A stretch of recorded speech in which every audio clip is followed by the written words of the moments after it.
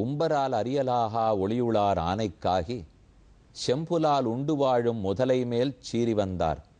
நம் பரமாயதுண்டே நாய்களோம் சிறுமையோரா எம்பிரார் காட்செய்யாதே என் செய்வான் தோன்றினேனே. தொண்டரடிப்புடியாழ்வார் கஜேந்திர மோட்சத்தை திருமாலை என்னும் பிரபந்தத்தில் ரொம்ப அழகா பாடுறார். உம்பரால் அரியலாகா ஒளியுளார். உம்பர்கள் தேவர்களாலே கூட இன்ன தகமையன் இத்தகையவன் என்று தெரிந்து கொள்ள முடியாத பெருங்குணமுடையவன் எம்பெருமான். அவன்தான் உம்பரால் ஒளியராகா ஒளியுளார். ஆனைக்காகி அப்பேற்பட்ட வைகுந்தத்தில் இருக்கக்கூடிய எம்பெருமான் போய் ஒன்றுமில்லாத ஒரு யானைக்காக யாருக்காக காப்பாற்ற ஓடி வந்தார்? ருக்மிணி தேவி காபத்து கண்ணனுக்கு கோபம் வருவது நியாயம், சீதை காபத்து ராமனுக்கு கோபம் வருவது நியாயம்.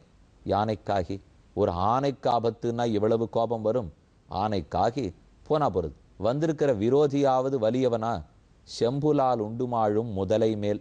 ஒண்ணுமில்லை, ஏதோ புலால் சாப்பிட்டு கொண்டு வாழ்ந்திருக்கும் முதலை.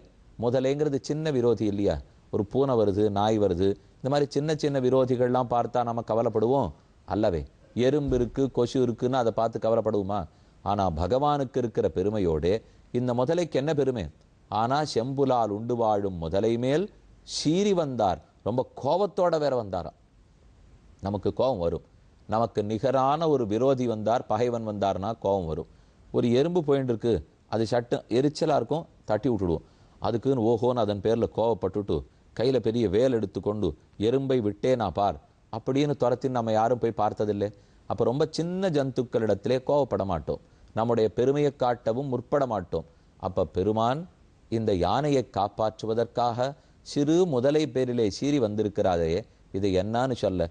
தன் பக்தனிடத்துல பெருமானுக்கு இருந்த அன்பு பெருங்காதல் அவனுடைய கண்ணையே மறைத்தது. தானார் என்பதையும் மறந்தார், இந்த முதலையார் என்பதையும் மறந்தார். ஆக மறந்து போய் ஓடோடி வந்தான், மடுக்கரையிலே வந்து நின்னான். ஆழ்வார் சாதித்தார், இலையார் மலர்ப்பூம் பொய்கை வாய் முதலை தன்னால் அடற்புட்டு கொலையார் வேடம் நடுக்குத்து கொலைய அதனுக்கருள் புரிந்தான். இலையார் மலர்ப்பூம் பொய்கை வாய்.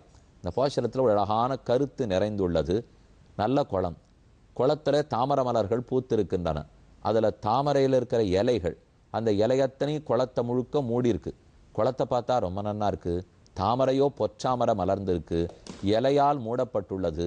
இதை பார்த்த யானை மயங்கி போய் ரொம்ப வசந்த குளம், இதுல தாமரையை பறிக்கலாம் அப்படின்னு காலை வச்சது இல்லையோ. ஆனா உண்மையில் பெரும் ஆபத்து இருக்கக்கூடிய குளம். இலையார் மலர்ப்பூம் பொய்கைவாய் முதலை தன்னால் அடற்புண்டு. இதை எதுக்கு ஆழ்வார் இந்த போஷரத்தில் சொல்றார்னால், நம்முடைய சம்சாரத்தில் நாம் கால் விட்டு இருக்கிறோம், ஆழம் தெரியாமல் கால் விட்டு ஆழ்ந்து போயிருக்கிறோம்.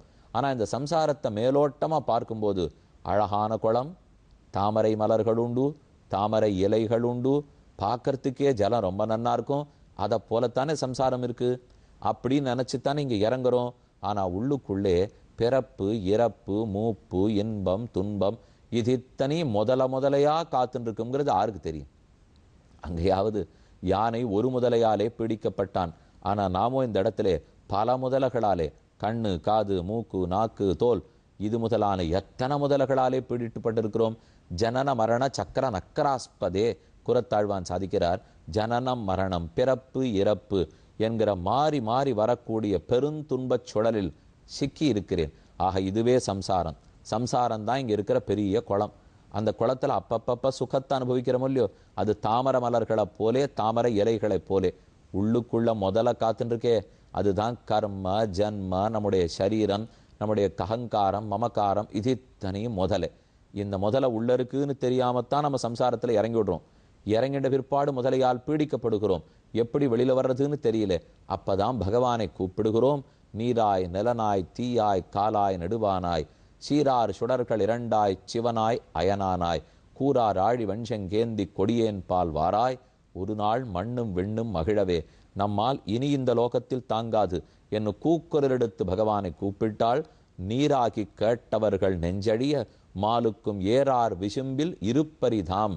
புயலாத மணவாள மாமுனிகள் திருவாய்மொழி நூத்தந்தாதின்னு பிரபந்தம் பாடியிருக்கார். அதில் சாதிக்கிறார், கீழேந்து பக்தர்கள் கூப்பிட்டுட்டா பெருமாளால் அங்கே இருப்பு கொள்ளாமல் பரிதவித்து கொண்டு துடித்து கொண்டு கிளம்பிடுவாராம். நீராகி கேட்டவர்கள் நெஞ்சழிய மாலுக்கும் ஏறார் விசும்பில் இருப்பரிதாம். திருமால் இனி நம்மால் வைகுந்தத்தில் இருக்க முடியாதுங்கிற பதட்டம். அந்த பதட்டத்தோடு ஓடி வந்துட்டார். வந்தவர் எப்படி வந்தார்? ஸ்லோகம் ரொம்ப ஆச்சரியமா சுகாச்சாரியர் சாதிக்கிறார். அதே 8வது ஸ்கந்தத்தில் 3வது அத்தியாயத்தில் 30வது ஸ்லோகம். ஏவம் கஜேந்திரம் உபவர்ணித நிர்விசேஷம் பிரம்மாதயோ விவிதலிங்க பிதாபிமானாக நைதே யதோபசசிருபுர் நிகிலாத்மகத்வாத் தத்ராகிலாமரமயோ ஹரிராவிராசீத். கீழேர்ந்து காரணமே காரணமேன்னு ஆணை கூப்பிட்டது. பிரம்மா சடக்கன முன்னே வந்தார். நாம் காப்பாற்றுவோமானால் அனைத்துக்கும் காரணம் அவர் அல்லவே. இந்திரன் வந்து பார்த்தால் அவரும் அனைத்துக்கும் காரணம் அல்லவே. இவர்களெல்லாம் வெட்கி தலை குனிந்து பிற்காலிட அப்போதுதான் திருமால் முன்னே வந்தான். ஹரிராவிராசீத், தேவர்களுக்கெல்லாம் தேவனாய் ஜகத்துக்கு ஒரே காரணமாக இருக்கக்கூடிய திருமால் வந்தான். தம் தத்வதார்த்தம் உபலம்பிய ஜெகன்னிவாச ஸ்தோத்திரம் நிஷம்ய திவிஜைஹி சஹ சம்ஸ்து புத்தி சந்தோமயேன கருடேன சமுஹ்யமான சக்கராயுதோபியகமதாசு யதோ கஜேந்திர. கஜேந்திரனை குறித்து ஓடி வந்தார். நினைத்த மாத்திரத்தில் சக்கரத்தை பற்றினார். வாயுவேக மனோவேகமா போகக்கூடிய கருடன். ஆனா அந்த கருடனுடைய வேகம் கூட போராமல் பெருமான் அந்த கருடனை தூக்கி தன் தோளில் வச்சுன்னு வந்தாராம். நமக்கு சந்தேகம் வரும், ஏன் சுவாமி அவர் அங்கேயே விட்டுட்டு வந்திருந்தா வெயிட்டானு குறைச்சலா இருக்கு மொழி, அவரை வேற தூக்கின்னு வரணுமான்னா தூக்கின்னு வரணுமே. என்ன யானை யார் உலகத்துக்கு முழுமுதற் காரணமோ அவன் என்ன காக்கட்டும்னு கூப்பிட்டது. பகவான் வரார், இவர் தான் முழுமுதற் காரணம்னு அடையாளம் வேணுமோ இல்லையோ. நாம ஒருத்தரை வந்து வீட்டில் ஏதாவது ரிப்பேர் பண்ணுறதுக்கு வர சொல்லியிருக்கோம். அவர் வரார், ஐடென்டிட்டி கார்டு காட்டினா தான் நம்ம கூட்டுப்போம். இல்லைன்னா நீர் யாரோ உள்ள விட மாட்டோம்னு சொல்லிவிட மாட்டோமா? அதை போல ஆணை இப்போ என்ன கூட்டுது? நாராயணா ஓ மணிவண்ணா நாகனையாய் ஆதி காரணமேனு கூப்பிட்டது. அப்போ அனைத்துக்கும் காரணம் யாரோ அவர் தான் வரணும். இப்போ பெருமாளுக்கு ஒரு ஐடென்டிட்டி கார்டு வேண்டாமா? இவர் தான் எல்லாத்துக்கும் காரணம்னுட்டு வேதம் தான் அந்த ஐடென்டிட்டியே கொடுக்கும். வேதத்தில் தான் ஸ்ரீமன் நாராயணன் அனைத்துக்கும் காரணம்னு கூறப்பட்டுள்ளது. அந்த வேதம் வேறல்ல, கருடனே வேறல்லர். சுபர்ணோசி கருத்மான் வேதாத்மா விஹகேஸ்வரஹா. அப்போ வேதமே கருடன், பெருமாள் கருடன் பேரில் போறார்னு என்ன அர்த்தம்? வேதத்தாலே சொல்லப்பட்ட அடையாளங்கள் அனைத்தும் பொருந்த போகிறார்னு அர்த்தம். இப்போ இவர் எங்கேயானு கருடனை விட்டுட்டு தனியாக போய் குதிச்சா, நீர் தான் உலகத்துக்கு காரணமான ஆனை கேட்டா இவர் எங்கே ஐடென்டிட்டி காட்டுவர்? அதுக்கு தான் கருடனையும் கூட தூக்கின்னு போயிட்டார். நம்ம சைக்கிள் ஓட்டின்னு போயிட்டே இருப்போம், திடீர்னு பங்க்சர் ஆகிடும். சைக்கிள் அப்படியே விட்டுட்டு வீட்டுக்கு போனால் வெயிட்டு குறைச்சல் தான். ஆனால் சைக்கிள் ஆறான்னு தூக்கின்னு போயிட்டா அதுக்காக அதையும் தூக்கி தோளில் வச்சுன்னு வீட்டுக்கு போகிற இல்லையோ. அதை போல கருடனையும் தூக்கி வைத்து கொண்டார். ஆனால் உண்மையில் என்னைக்கும் கருடன் தூக்கி அவர் செல்லுபவர் அல்லர். அவர் தான் உலகத்தையே தாங்குகிறார். விஷ்டபியாகம் இதம் கிருஷ்ணம் ஏகாம்சேன ஸ்திதோ ஜகத். அந்த கருட வாகனத்தில் ஓடி வந்தது தான் இன்னைக்கு எல்லா திவ்யதேசங்கள்லையும் சேவிச்சுக்கிறோம். கருட சேவைன்னு சொன்னாலே வையங்கண்ட வைகாசி திருநாள் காஞ்சி தேவப்பெருமாளுடையது தானே கருட சேவை. இந்த நம்மாழ்வாருடைய வேண்டுகோளுக்கு இணங்கவே அருளாத நீரருளி அவராவி துவராமுன் அருளாழி புட்கடவீர் அவர் வீதி ஒரு நாளென்னு அருளாழி அம்மானை கண்டக்கால் இது சொல்லி ஒருள் ஆழி வரிவண்டே யாமமென் பிழைத்தோமேன்னு நம்மாழ்வார் பிரார்த்திக்கிறார்.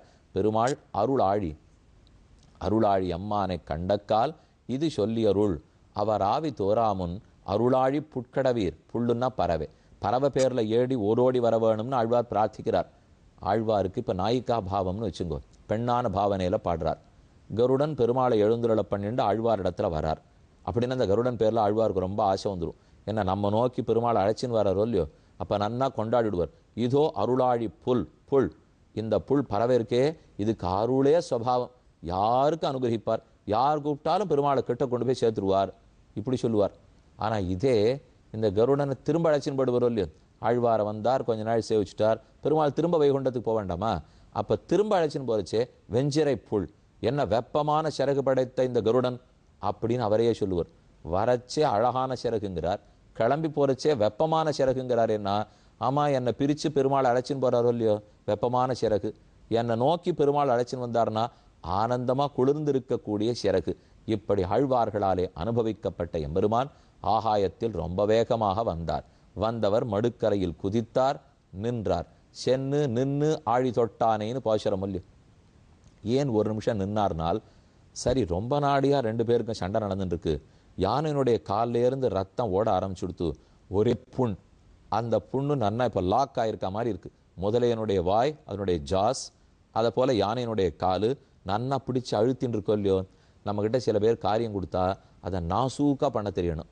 அதை எடுத்தேன் கொட்டினேன் ஏதானு ஒன்று கொண்டு போய் விடனா கண்ணாடியோட கீழே போட்டுறது, தடால்னு சுக்கு சுக்கா உடச்சி விடுறது, இதை இனிமே இவாள்கிட்ட வேலையே கொடுக்க வேண்டாம் அப்படிங்கிறதுல வந்துடுவோம். அந்த வேலையை நன்னா பண்ணாத்தானே அது சிறக்கும். இப்போ பெருமாள் வந்தார், ஏற்கனவே யானை ரொம்ப நாளாக கஷ்டப்பட்டிருக்கு, நாம் வேற இப்போ வந்து என்ன பண்ணலாம், முதலை எப்படி பிடிச்சிருந்து ஆனையோட கால் எப்படி பிடிச்சி ஒரே இழுத்து இழுத்து டிஸ்ஜாயின்ட் பண்ணி ரெண்டுத்தையும் டிட்டாச் பண்ணி விட்டுருக்கலாம்.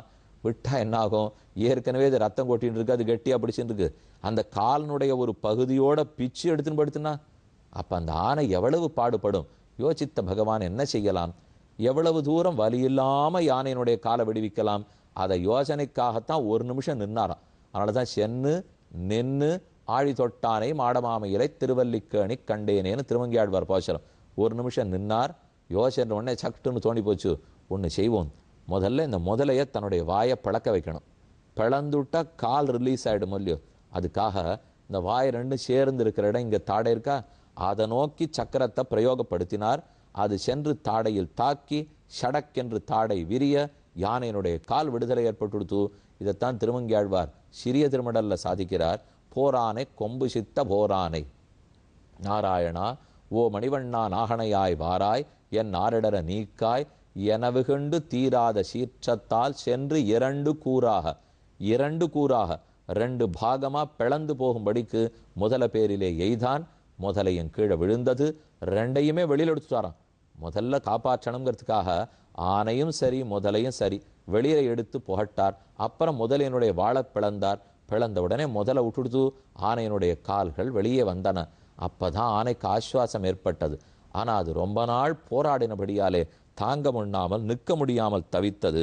சோந்தக சரஸ்யுருபலேன கிரகீத ஆர்த்தக திருஷ்டுவா குருத்மதி ஹரிம் க உபாத்த சக்கரம் உக்ஷிப்ய சாம்புஜகரம் கிரமாக கிருச்ராத் நாராயண அகிலகுரோ பகவன்னு நமஸ்தே. ஹே நாராயண, அகிலத்துக்கும் குருவே, இதோ உன்னை நமஸ்கரிக்கிறேன். ஆனை நிற்க முடியாத தள்ளாடுறது, கையை மட்டும் கெட்டியா இன்னும் தாமரை மலரை பிடிச்சுட்டு இருக்கு. பெருமாள் அன்போடு என்ன தெரியுமா பண்ணார், அருகிலே வந்தார், அவன் துதிக்கையில் இருந்த தாமரை மலரை வாங்கினார், தானே தன் திருவடிகளில் சேர்த்து கொண்டார். யானையே, இதை பார்க்கணும்னு தானே நீ இவ்வளவு நாள் ஆசைப்பட்டேன், அந்த தரிசனத்துக்குத்தான் நான் ஓடி வந்தேன். விஸ்வக்சேனர் தடுத்தார், பிராட்டிமார்கள் கேட்கவில்லை, தேவர்கள் தடுத்தார்கள். அனைவரும் வியப்ப உனக்காக ஓடோடி வந்தேன், வேகமாக வந்தேன், கருடனையும் தூக்கி கொண்டு வந்தேன்.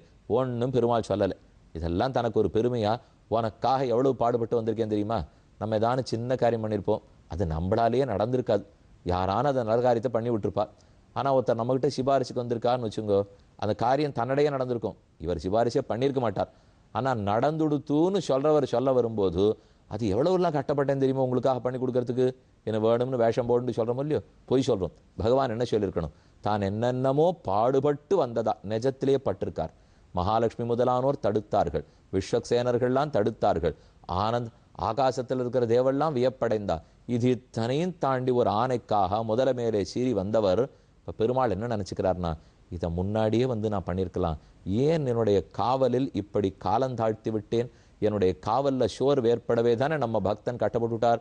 என்று கண்கலங்கி பெருமான் நின்று அவனுடைய கையில் இருக்கிற தாமரை மலரை வாங்கி தன் திருவடிகளில் இட்டுக்கொண்டு, இதெல்லாம் நடக்கிற காரியமா, எந்த தெய்வமானும் பண்ணுமா, எந்த மனுஷனானும் பண்ணுமான்னா தேவதேவனான பகவான் அவசியம் பண்ணுகிறான். தன்னுடைய ஓரோரு பக்தனும் அவனுக்கு உயிரிலும் மேனாலவன். பிரியோகி ஞானினஹா அத்தியர்த்தமகம் சச்சமம பிரியா என்று கண்ணனே கீதையில சாதிக்கிறார். இவன் மகாத்மா அர்ஜுனா வாசுதேவ சர்வமிதி ச மகாத்மா சுதுர்லபா. அப்படி ஒரு மகாத்மா தானே கஜேந்திரன். இப்போ பெருமாளை சேவிக்கிறதுக்கு ரொம்ப அழகா இருக்கு. தாமரை மலர் திருவடியில் இருக்கு, திருவடியே தாமரையா இருக்கு. திருவடி தாமரையா, தாமரை மலர் தாமரையா, பார்த்த ஆன கண்கள்லேருந்து பொலபலான்னு கண்ணீர் உதிர ஆரம்பிக்கிறது. பகவன்னு நமஸ்காரம், எப்படி உனக்கு என் நன்றியை சொல்ல போகிறேன், இந்த தாழ்ந்த உடலை காப்பாற்றி கொள்ள உன்னை கூப்பிடவில்லை, கரஸ்த கமலான்யேவ பாதையோர் அர்ப்பித்தந்தவ. இப்போ பெருமாள் கை காட்டுறார், இதெல்லாம் நீ சொல்லணுமா, நீ எதுக்கு கூப்பிட்டுருக்கேன்னு எனக்கு தெரியாதா, இது நீ வேற விளக்கம் கொடுக்கணுமா, எப்படிப்பட்டவர்கள் கூப்பிட்டா நான் வருவேன்னு உனக்கு தெரியாதா, வேற எதையாவது எதிர்பார்த்து கூட்டிருந்தால் நான் வந்திருக்கவே மாட்டேன். நான் மற்றவனுக்கு மற்றதை கொடுக்க வரவில்லை, உனக்கு என்னை கொடுப்பதற்காக வந்திருக்கிறேன். இன்னொரு காரியம் பெருமாள் பண்ணினார். அருகிலே சென்று அப்படியே புண்ணா போயிருக்கோல்லோ யானையினுடைய கால், தன்னுடைய மேல் உத்திரியத்தை பட்டு பீதாம்பரத்தை கழட்டி வாயில வச்சு வெப்பமான காற்றை ஊதி ஒத்தடம் கொடுத்து வேது கொடுத்துமா போலேன் யானுடைய காலில் மெதுவாக பக்கத்தில் உட்காண்டு ஒத்தடம் கொடுத்துட்டு இருக்காராம். ஆனை நிற்கிறது, ஆனை காலில் பெருமாள் நிற்கிறார். எந்த திருவடிகளில் நித்திய சூரிகள் கூட அருகே செல்ல தயங்குவார்களோ அந்த திருவடி படைத்த திருமால் ஒரு யானையினுடைய காலுக்கு அருகிலே இருந்து ஒத்தடம் கொடுத்துட்டு இருக்காருனால் அப்போ பக்தனிடத்துல எத்தனை ஆசை பெருமானுக்கு இருக்க வேண்டும். இந்த காட்சி அப்படியே நம்ம மனசுல நீங்காம இருக்கட்டும். தேவர்களுக்கெல்லாம் வியப்பு, ரிஷிகளுக்கெல்லாம் வியப்பு. இப்படியும் பெருமான் ஒரு பக்தனை ரட்சிக்க வருவனா? வந்தார். அந்த சரித்திரத்தை கேட்டிருக்கோம். இனி மேற்கொண்டேன்னங்கிறதை நாளை சொல்லுகிறேன்.